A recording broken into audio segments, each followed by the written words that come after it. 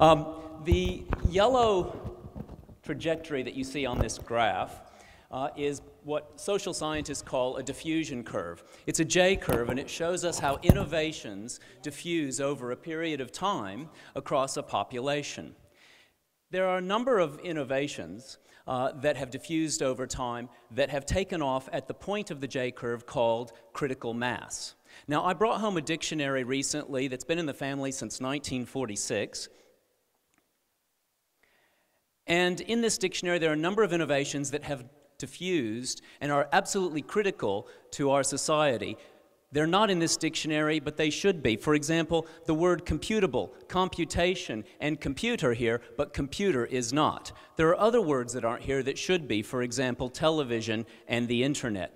The word telephony is here, but it suggests that telephony can only happen by a wire. It can't be mobile or wireless. Now, when I was a little boy growing up in an industrial city in Michigan, the digital world was far from me. But fortunately, and this is propitious in a girls' school, my favorite book was Miss Susie, written by a female author. And I, in this book, was able not to do so much agency. I couldn't do much with it, but I had the freedom to imagine. And that book carried me a long way through my childhood.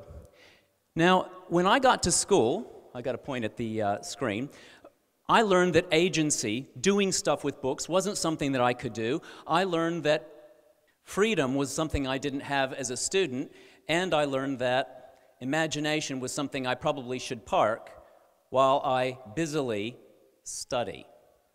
Now, at this time, scientists at MIT were learning how to make computers facilitate the play of games.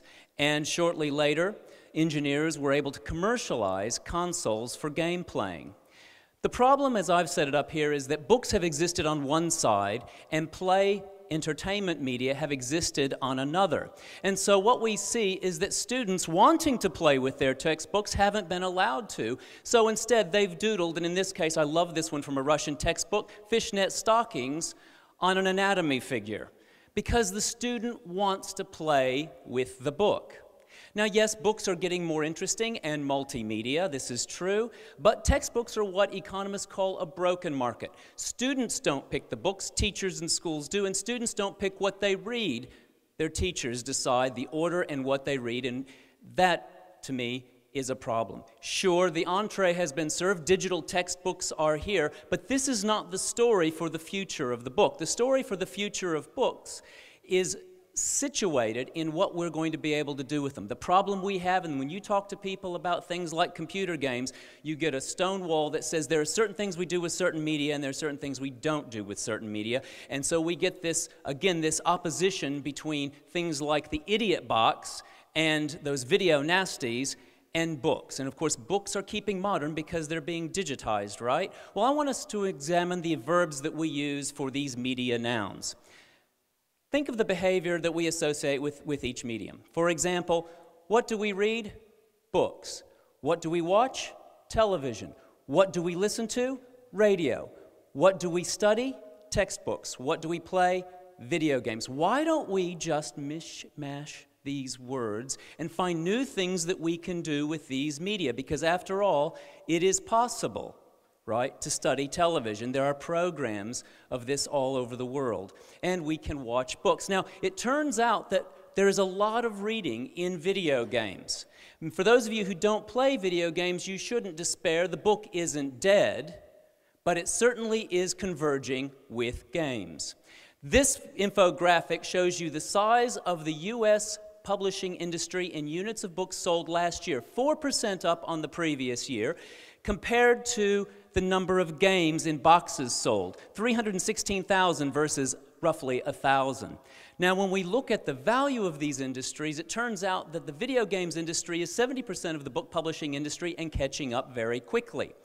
This chart shows in different game architectures over the past 25 years the number of boxed games produced for computer games and video games systems. And if I overlay the J-curve, what we see is that computer games have all of a sudden really taken off. They're mainstream and they're being adopted widely in our population.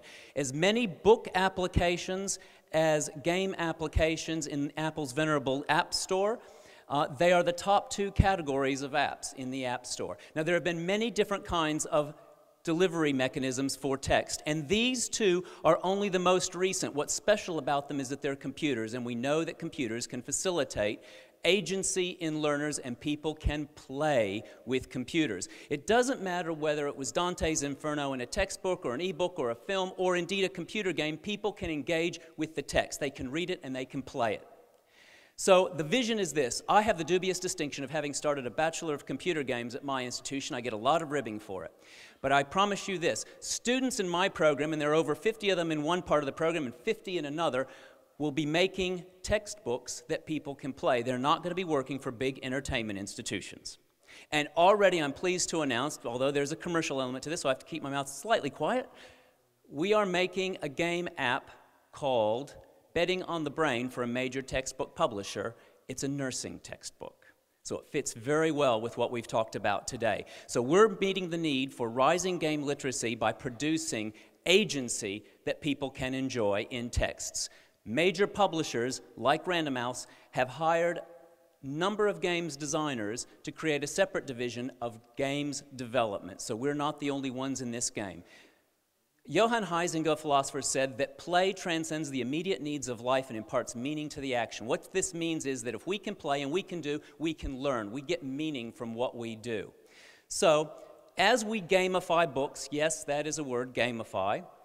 As we gamify books, what we're going to see is that this quote from Bill Barrow in Forbes on book worship, those of us who love books have to come back to this point. Books, whatever their future holds, have been for many years an object of desire and the loving recipient of the designer's best and most exacting attentions. As we gamify them and make them multimedia, they'll be even more beautiful. And if only my 8th grade algebra text had been a game, I think I would have done better. Thank you.